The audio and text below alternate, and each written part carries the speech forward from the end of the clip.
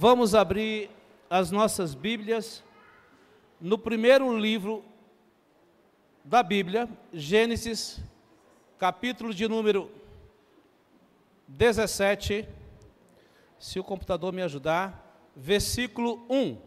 Só um minutinho só. Eu quero achar a mensagem. Já está aqui já.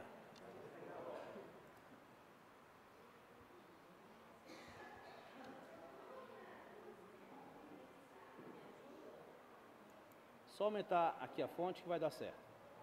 Já achei.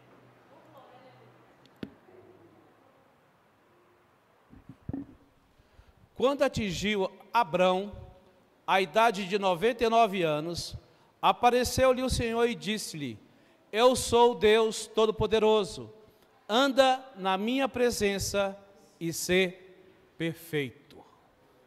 Pai, diante de Ti eu estou, esta palavra que o Senhor já colocou no meu coração, que essa palavra flua através dos meus lábios e que nós possamos, Pai, não ser somente ouvintes dela, mas praticantes. Que essa palavra flua como vida e nos dê, Pai, essa graça de andar na Tua presença. Esta é a oração que eu faço, apresentando esta palavra diante de Ti e diante dos meus irmãos que se reúnem aqui. Assim eu oro, agradecido, em nome de Jesus. Podeis assentar, queridos. Nós temos aí o nosso pai na fé, Abrão, antes do Senhor trocar o nome dele para Abraão. E aí, os relatos bíblicos, nós temos Gênesis 12, capítulo 12, Gênesis capítulo 15 e Gênesis capítulo 17. É interessante que em Gênesis 12, Deus manda Abrão sair da sua parentela.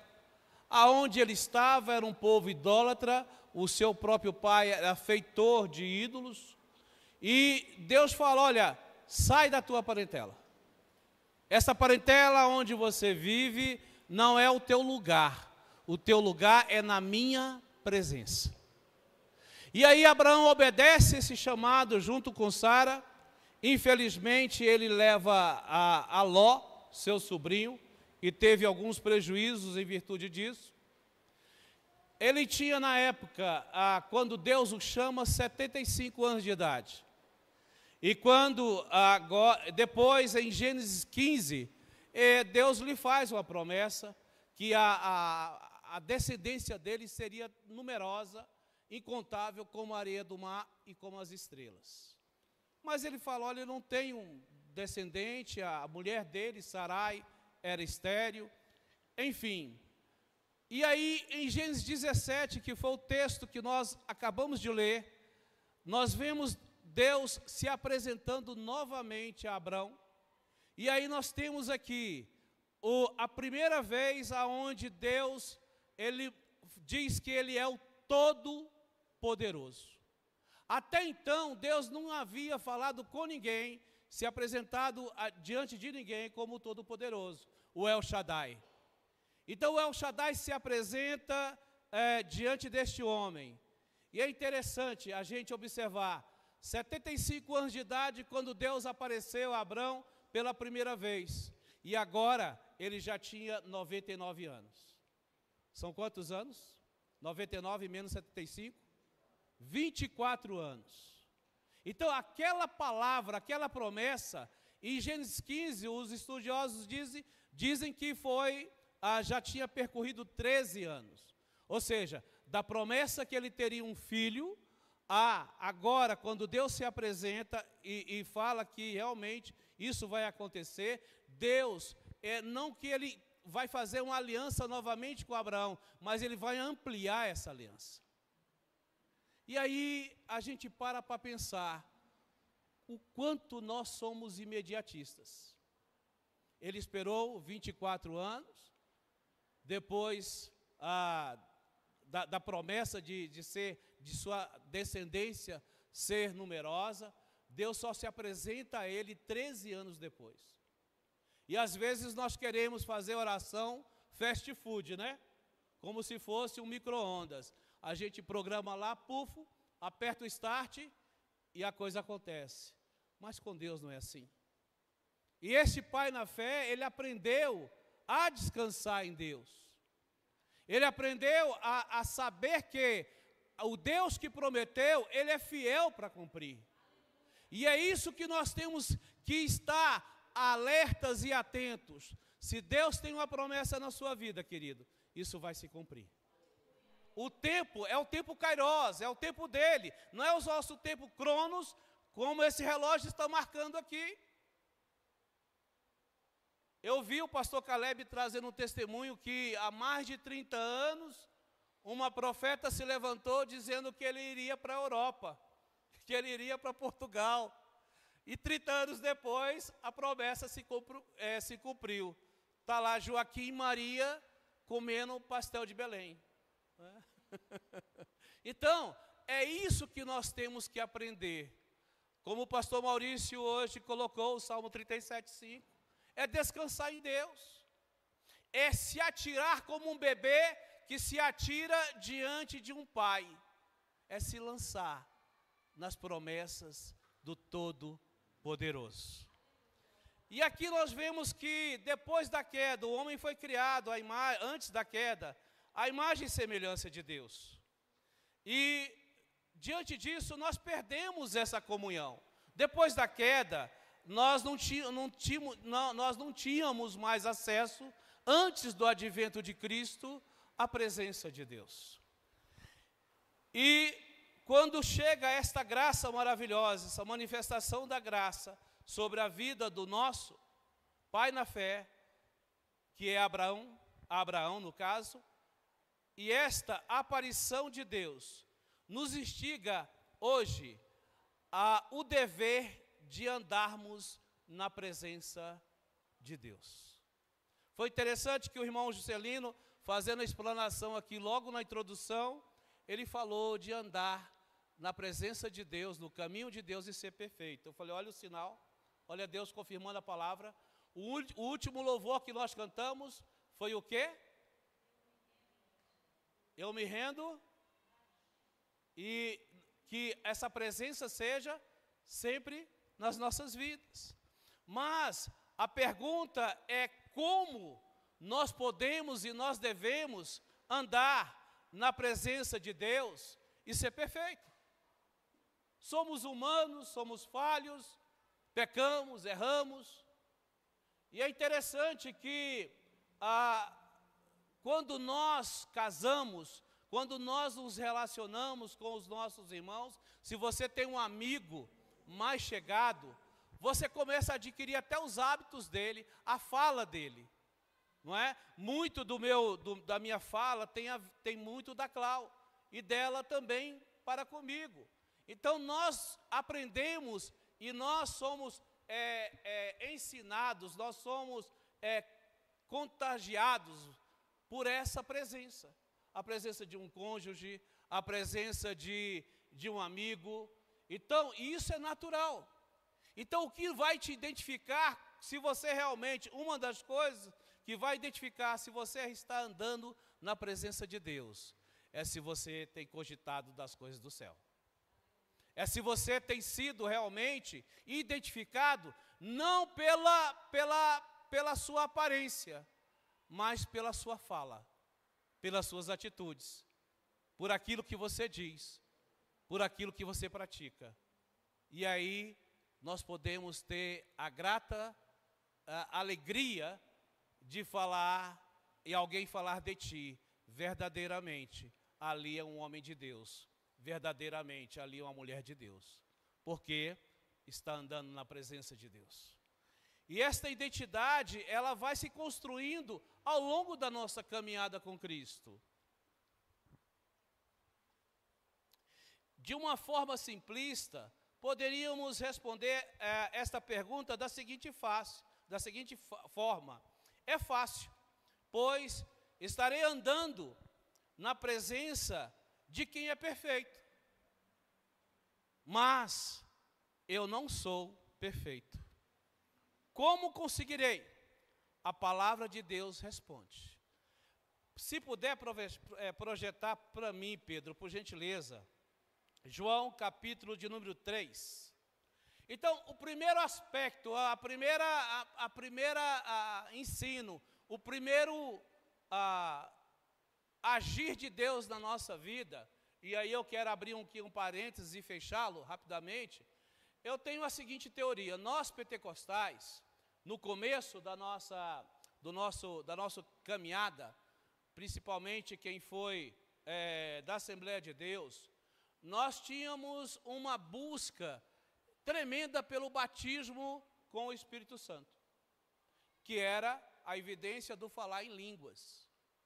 E isso foi inculcado em nós, isso foi inserido no nosso caráter cristão.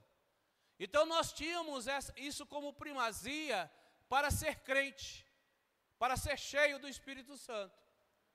E eu confesso a ti, confesso a vocês, que eu creio que isso foi um erro. E por que foi um erro? Nós deveríamos procurar o nascer de novo. E depois sim, o batismo com o Espírito Santo. Porque se nós nascemos de novo, a nossa vida vai ser transformada e automaticamente nós vamos andar na presença de Deus. Porque o novo nascimento, ele vai preceder a sua convicção, a sua libertação, a sua cura e o mover do Espírito Santo, através do novo nascimento, vai te trazer um homem e uma mulher perfeito e perfeita diante de Deus. O encontro de Jesus ou de Nicodemos com Jesus, João capítulo 3, a partir do versículo 1, vai dizer assim: havia entre os fariseus um homem chamado Nicodemos, um dos principais dos judeus. Este, de noite, foi ter com Jesus e lhe disse: Rabi, sabemos que és mestre da parte de Deus, porque ninguém pode fazer estes sinais que tu fazes, se Deus não estiver com ele. A isto respondeu Jesus: em verdade te digo, que se alguém não nascer de novo, não pode ver o reino de Deus. Perguntou-lhe Nicodemos: como pode um homem nascer sendo velho? Pode porventura voltar ao ventre materno e nascer segunda vez? Respondeu Jesus: em verdade te digo, quem não nascer da água e do Espírito não pode entrar no reino de Deus. Porque o que é nascido da carne é carne, o que é nascido do Espírito é Espírito. Então, como eu falei aqui, nós preconizamos no nosso pentecostalismo esta busca incessante. E eu lembro muito bem que eu falava glória, glória, glória, glória, glória, glória, glória, glória, glória, glória, glória, glória, glória, glória, e ficava buscando. Mas deveria ter sido ensinado a nós o novo nascimento. E a pergunta que Deus está fazendo para mim e para você nesta noite é esta: eu nasci de novo? Eu nasci da palavra, a palavra realmente me regenerou, me libertou. O Espírito Santo, eu já desenvolvi o fruto do Espírito. Então, para andar na presença de Deus, o que nós devemos buscar, em primeiro lugar, é o novo nascimento. E o próprio Senhor Jesus Cristo, ele diz que se não nascer de novo, não entra no reino de Deus. Nós pregamos reino, nós falamos acerca de reino, nós vivemos esse reino. Mas sou eu servo? Sou eu nascido de novo? Ou as minhas palavras, as minhas atitudes, aquilo que está aqui no mais íntimo e profundo da minha alma, não revela que eu nasci de novo? Então, como é que eu posso andar na presença de um Deus santo, se eu não sou santo? se eu não entendi o propósito da salvação, se eu não nasci, que a palavra não tem feito sentido na minha vida, me transformado. E ele fala, o que é nascido da carne é carne, e o que é nascido do Espírito é Espírito. A segunda atitude que nós devemos ter é morrer. Você já morreu? Para você mesmo? Quem é que fala mais alto dentro de você? É o seu eu? Suas vontades? A Thalita me deu um dos chicotes que a Thalita, sendo usada por Deus, me deu aqui, foi que ela falou uma coisa tremenda. Ela falou que nós não somos idólatras, mas nós temos um ídolo dentro de nós. E esse ídolo se chama a nossa vontade. Gente, aquilo veio como uma faca no meu coração. Quando ela estava falando isso, eu virei para o pastor Maurício, eu falei, pastor, qual é a tua vontade? Ela se sobressai à vontade de Deus? Eu estou pregando para mim também, queridos. Não estou pregando só para vocês. Quando ela falou que o maior ídolo nosso é a nossa vontade, ela tem razão. Eu não estou com vontade de ir para a igreja. Eu não estou com vontade de ler a palavra. Eu não estou com vontade disso e daquilo. Mas eu estou com vontade de ganhar dinheiro. Eu estou com vontade de não de ter os meus prazeres, mas a minha vontade não é andar na presença de Deus diuturnamente, constantemente. E nós vemos isso num texto que está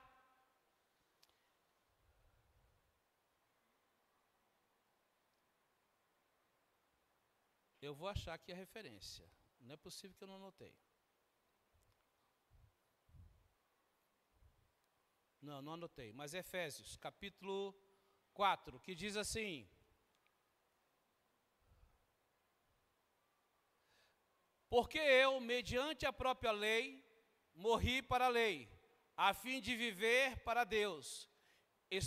É Gálatas capítulo 2. Desculpa. Porque eu, mediante a própria lei, morri para a lei, a fim de viver para Deus. Estou crucificado com Cristo. Aí o Gálatas 2:20 vai dizer, logo, já não sou eu quem vive, mas Cristo vive em mim. E esse viver que agora eu vivo na carne, vivo pela fé no Filho de Deus, que me amou e a si mesmo se entregou por mim. Podemos falar isso? Podemos não só recitar Gálatas 2:20, mas nós podemos bater no nosso peito e dizer que não sou mais eu quem vivo. Não é mais a minha vontade que tem domínio mais sobre mim, mas é Cristo que vive em mim. E este viver que agora eu vivo para a glória de Deus. Então, para mandar na presença de Deus, eu tenho que morrer.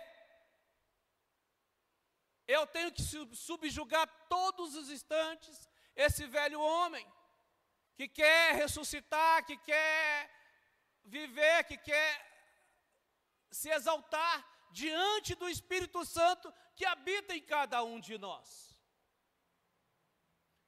Eu tenho que entronizar Gálatas 2:20 na minha vida. Já não sou mais eu quem vivo. Você não vive mais. Você foi comprado. Você foi comprado como servo, como escravo de Deus. E esse viver que você tem que ter nesta carne, neste corpo, é para glorificar, é para exaltar esse soberano e esse eterno Deus. Ele prossegue dizendo,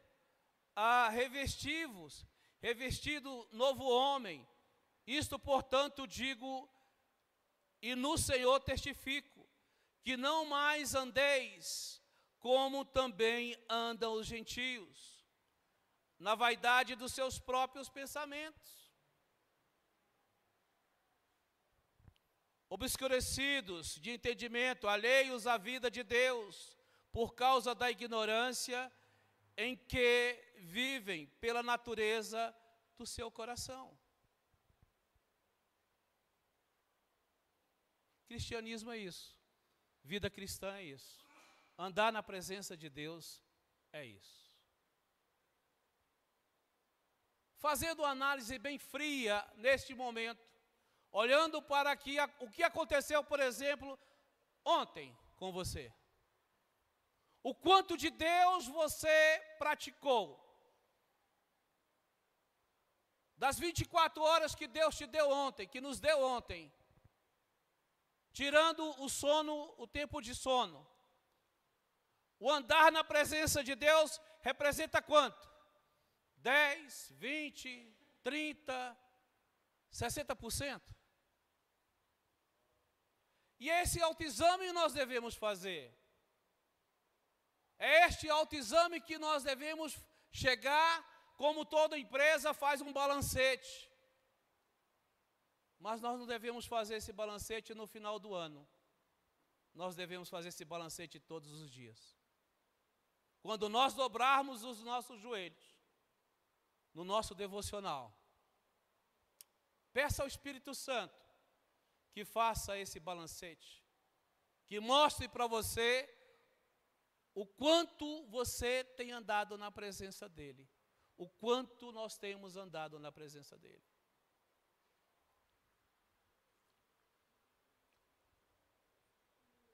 Então, primeiro lugar é nascer de novo. Segundo lugar, a morte do eu.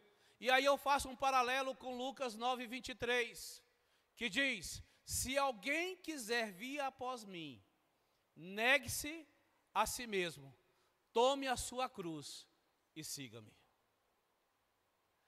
Gente, negar nós mesmos não é nada fácil, não. E o Senhor Jesus Cristo, olha, você quer ser meu discípulo? Então negue-se a si mesmo. Tome a sua cruz. Tomar a cruz aqui é morte do eu. E essa morte tem que acontecer. Se ainda não aconteceu na minha vida, se ainda não aconteceu na sua vida, eu quero te pedir, morra. Morra. Morra esse eu. Morra a sua vontade.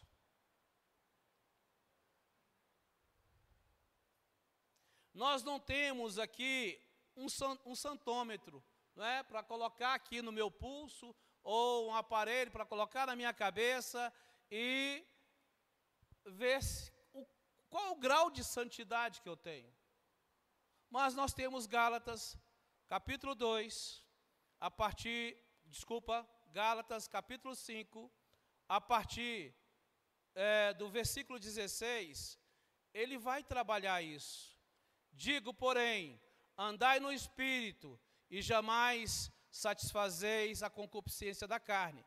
Porque a carne milita contra o Espírito. O Espírito aqui está com letra maiúscula, o E está maiúsculo. E o Espírito contra a carne, porque são opostos entre si. Para que não façais o que porventura seja o do vosso querer. No 18 ele vai dizer: mas sois guiados pelo Espírito, não estáis sob a lei. Ora, aí ele vai aqui apontar as obras da carne a partir do 19. Ora, as obras da carne são conhecidas e são prostituição, impureza, lascívia, idolatria, feitiçarias, inimizades, porfias, ciúmes, iras, discórdias, dissensões, facções, invejas, bebedices, glutonarias e coisas semelhantes a estas, a respeito das quais eu vos declaro, como já outrora vos preveni, que não herdarão o reino de Deus os que tais coisas praticam. Então essa lista aqui que Paulo está colocando diante, que o Espírito Santo que inspirou o apóstolo Paulo, que está colocando diante de nós, já é um espelho, já é algo para que nós possamos refletir. Essa obra da carne, essas obras da carne estão de que forma na sua vida? Você é uma pessoa que vive irada? Você é uma pessoa que tem inimizades? Você é uma pessoa que tem uma linguinha assim afiada para as fofocas? Você tem uma boca que não glorifica a Deus? Então, a gente olha para a palavra e a palavra vai nos constranger, ela vai nos confrontar acerca da minha caminhada com esse Deus Todo-Poderoso. E ser perfeito não é ausência de falhas humanas, não. Ser perfeito é buscar essa integridade diante de Deus. O próprio apóstolo João, na sua primeira carta, ele diz: aquele que diz que não peca, olha só que coisa terrível isso e séria, nós fazemos de Deus mentiroso, porque a verdade não está em nós. Mas por graça e misericórdia, nós pecamos sim, mas quando o Espírito Santo, ele está aí, em ebulição dentro da sua alma, dentro do seu ser, que você anda na presença de Deus, ele vai te constranger, você vai dobrar os seus joelhos e pedir perdão, confessando aquele pecado. E o pecado na vida do crente não é algo contumaz, não é algo que vai fazer parte da vida dele. O pecado na minha vida, na sua vida, tem que ser um acidente de percurso. Se eu sou um homem que estou adorando a Deus, se eu sou um homem que oro, se eu sou um homem que estou tendo essa comunhão, essa intimidade com Deus, o pecado tem que ser um acidente de percurso e não uma constância. Você conhece uma pessoa, você conhece um profissional pelo seu linguajar. Se eu estiver diante de um psicólogo, de um grupo de psicólogos ali, eu vou identificar. Ele não precisa apresentar o CRP para mim, mas eu vou saber que ele é um psicólogo, só pelo jeito dele falar. Se você estiver diante de um policial, de um médico, de um engenheiro, de qualquer profissional, você já o identifica. E nós temos que ser identificados por ser servos de Deus, de sermos santos, de ter uma palavra doce, de ter uma palavra de restauração, de ter uma palavra de libertação, de ter uma palavra de cura, de ter uma palavra que leva essa pessoa ao céu. Nós fomos chamados para isso. Vós sois sacerdócio real, nação eleita, povo de propriedade exclusiva de Deus, embaixadores de Cristo. O embaixador dos Estados Unidos aqui no Brasil, ele representa os Estados Unidos, ele não representa o Brasil. E nós estamos aqui na terra para representar o reino de Deus, representar o Deus Todo-Poderoso e trazer as pessoas para esse reino. Porque a nossa caminhada é com Cristo. A nossa caminhada é em Jesus.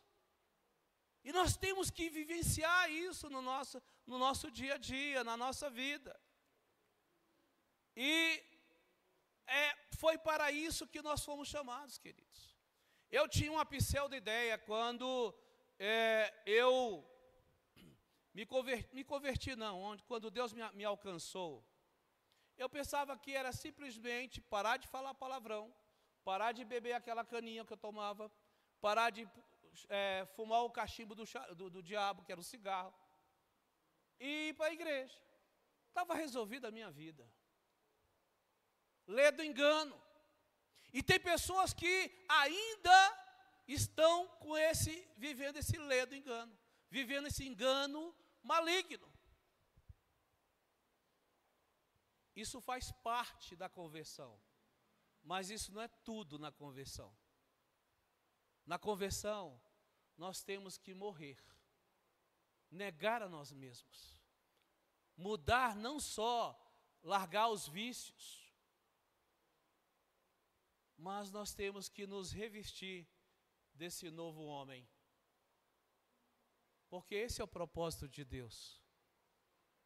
Esse é o propósito para as nossas vidas. Essa caminhada com Cristo. E essa avaliação nós temos, como eu falei, tem que ser dia, todo santo dia. Não é no culto da ceia. O célebre texto de 1 Coríntios capítulo 11. Examine-se, pois, o homem a si mesmo e participe. Não.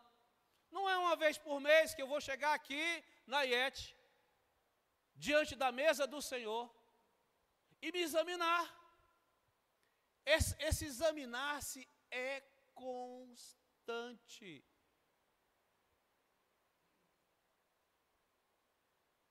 Não adianta eu vir no culto de ceia, passar 30 dias ou 29 dias errando, sem estar andando na presença de Deus, e por um gesto humano, que não vem de Deus, e falar, não, eu estou bem, eu já me examinei. Eu costumo dizer que pecado, a gente não confessa no atacado. Pecado, a gente confessa no varejo. Eu não vou no dia a dia comprar um fardo de perdão, mas eu vou no mercado comprar um pacote de arroz. É um pacote por vez. Ou seja, pecado requer de nós, em primeiro lugar, arrependimento. Não adianta você chegar e dobrar o seu joelho e falar, Senhor, em nome de Jesus, perdoa os meus pecados, amém. Não! Pecado tem nome.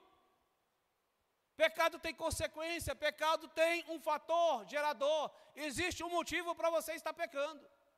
E esse motivo é não andar na presença de Deus e não buscar a perfeição. O velho homem ainda está se sobressaindo sobre você, sobre mim. Então nós temos que aprender isso e viver isso.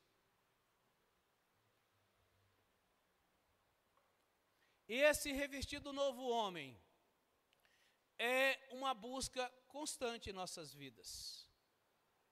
É interessante que eu falei aqui do santômetro, não é?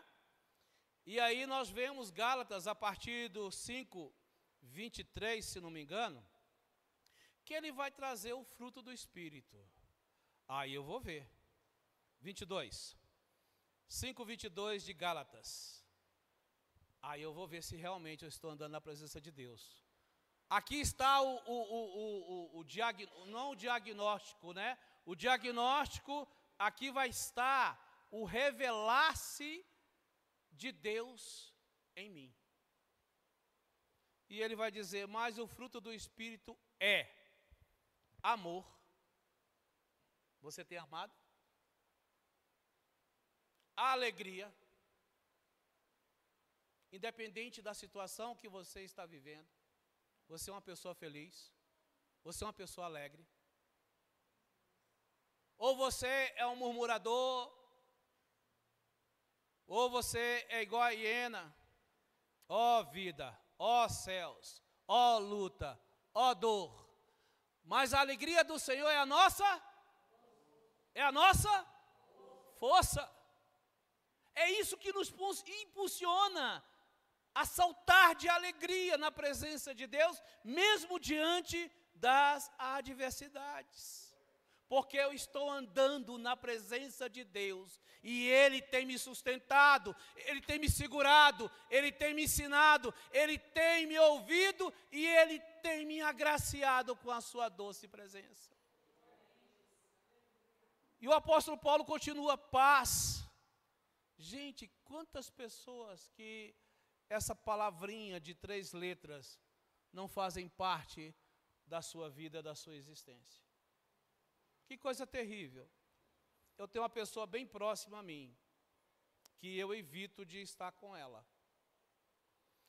longanimidade, benignidade, bondade, fidelidade, mansidão,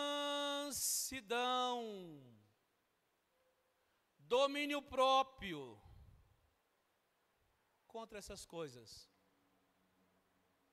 não há lei. Um dia eu vi uma pessoa, uma irmã, dizendo que o braço dela não era convertido. Eu falei: ô irmã, então corta ele, joga no fogo, porque é melhor a senhora entrar aleijada, ser uma PNE no céu, do que uma toda inteira no inferno. Falei, foi assim, pabufa, eu nem pensei para falar. Ela: irmão Jair. Eu falei: minha irmã, mas essa é a palavra. Se seu corpo não é convertido, se um membro do seu corpo não é ainda convertido, a senhora tem que cortar e tacar no fogo. O fruto do Espírito faz parte da sua vida? O que está faltando desses 9 gomos aqui do fruto do Espírito? Eu vou repetir e você pergunte ao Espírito Santo: amor, alegria, paz, longanimidade, benignidade, bondade, fidelidade, mansidão, domínio próprio. Contra essas coisas não há lei. E ele prossegue aqui no 24: e os que são de Cristo Jesus crucificaram na carne com as suas paixões e concupiscências.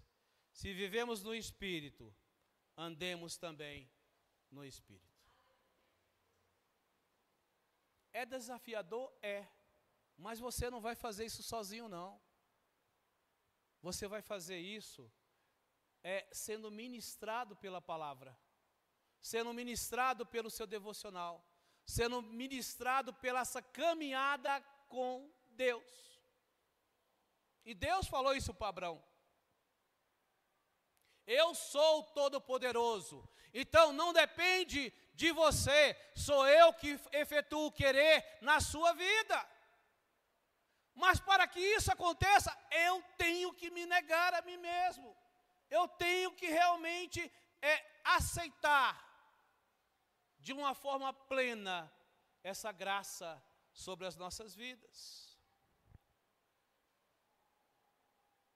É interessante que Colossenses vai dizer: segui a paz com todos e a santificação, sem a qual ninguém verá a Deus. Queridos, o verbo andar, já estou terminando, concluindo. O verbo andar está no imperativo, ou seja, não é algo sugestivo. Não foi uma sugestão de Deus para Abraão, mas foi imperativo. Da mesma forma que o dia que você, que eu, que nós fomos alcançados pela salvação em Cristo, ele disse: Jair, Alessandro, Juscelino, Hugo, anda na minha presença e ser perfeito. Não foi uma sugestão de Deus, foi uma ordem de Deus para todos nós. Ou seja, se você foi alcançado um dia pela graça, eu quero te dizer que você não tem mais 2 caminhos. Só existe um caminho, que é Jesus Cristo. Só existe um caminho na sua vida e neste andar. Ou anda segundo a carne, ou anda segundo o Espírito. Nós não temos essa opção de andar segundo a carne, porque se a gente andar segundo a carne, nós não morremos de novo. Nós não nascemos de novo. A morte do eu não existiu. O velho homem ainda se sobressai. Deus nos deixou somente a opção de andar na presença dele e ser perfeito. Portanto, o que nós devemos fazer é realmente nascer de novo. Esta é a nossa busca incessante de ter esse Deus soberano, 24 horas, nessa caminhada para o céu. Nós estamos indo para o céu. Nós estamos indo para o céu. E esse ir para o céu, você não está orfanado, você não está sozinho. O Espírito Santo que está aí, habitando em você, a cada dia te faz mais santo, a cada dia te faz mais homem de Deus, mulher de Deus, a cada dia faz você negar a si mesmo. E eu concluo com esse texto de 1 Tessalonicenses, que ele diz da seguinte forma, 1 Tessalonicenses capítulo 25, versículos 23 e 24. Olha só o que o apóstolo Paulo falou para a igreja de Tessalônica. O mesmo Deus da paz vos santifique em tudo, e o vosso espírito, alma e corpo sejam conservados e íntegros e irrepreensíveis na vinda do nosso Senhor Jesus Cristo. Fiel é o que vos chama, como também o fará. Esta é a promessa sobre a nossa vida.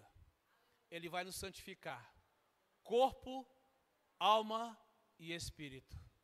E Ele é fiel, porque essa promessa não veio do pastor Jair, veio dele para as nossas vidas, veio dele para os servos de Deus.